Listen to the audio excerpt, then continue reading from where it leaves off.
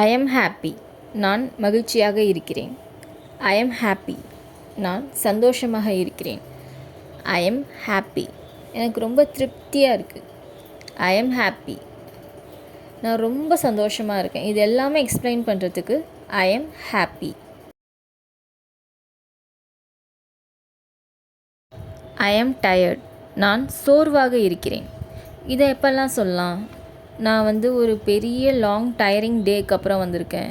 வீடு க்ளீன் பண்ண அப்புறம், குழந்தைங்கள பார்த்துக்கிட்ட அப்புறம், குக்கிங் பண்ண அப்புறம் நான் ரொம்ப சோர்வாக இருக்கேன். I am very tired. I am tired. I am tired. I agree. I agree. நான் ஒத்துக்கொள்கிறேன். யாராவது நம்மக்கிட்ட ஒன்று எக்ஸ்பிளைன் பண்ணும்போது அது உண்மைதான் அப்படின்னு நானும் ஒத்துக்கிறேன் அப்படின்னு சொல்கிறதுக்கு ஐ அக்ரி. தேங்க்யூ. தேங்க்யூ. நன்றி.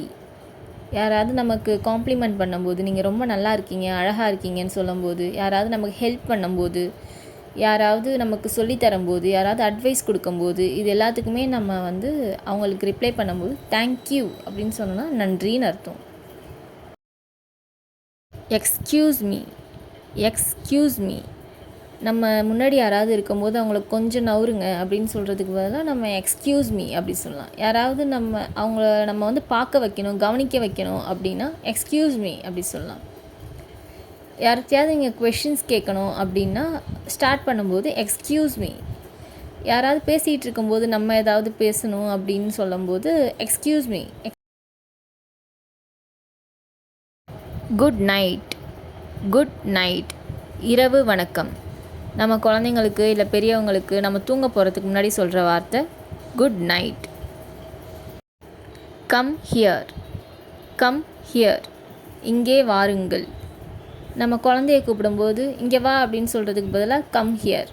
யாராவது தூரமாக இருக்காங்க அவங்க நம்ம கூப்பிடணும்னா கம் ஹியர். Come here. இங்கே வாருங்கள், அருகில் வாருங்கள். Good morning.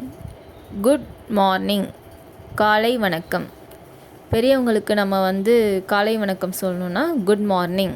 குழந்தைங்களுக்கு குட் மார்னிங் அப்படின்னு சொன்னால் காலை வணக்கம். Sit down. Sit down. Sit டவுன்னா உட்காருங்கள்.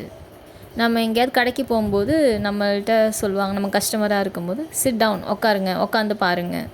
குழந்தைக்கிட்ட sit down. Sit down and eat.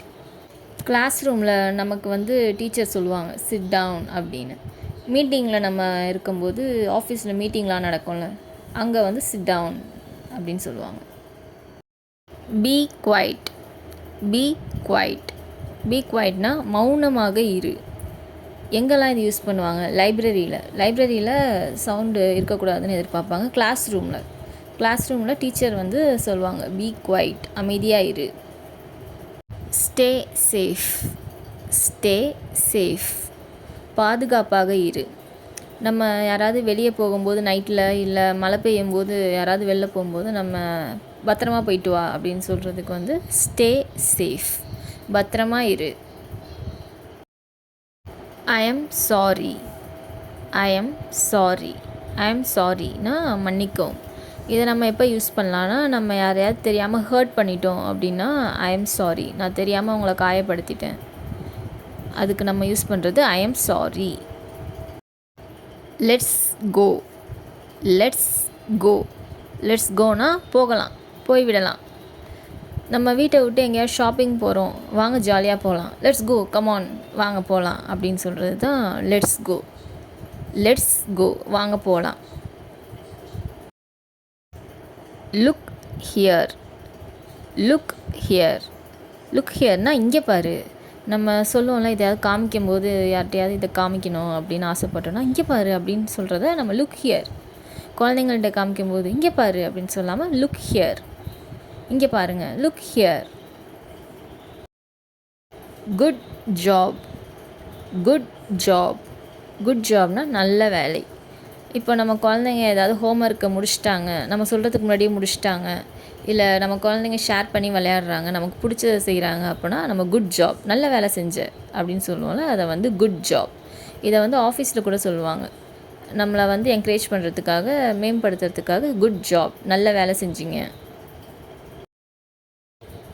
Try again, try again, மீண்டும் முயற்சி செய்.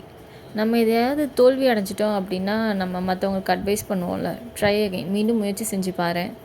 நமக்கே தோணும்ல சம்டைம்ஸ் மறுபடியும் ஒரு வாட்டி ட்ரை பண்ணி பார்க்கணும் வாழ்க்கையில். மீண்டும் முயற்சி செய், ட்ரை அகெயின்.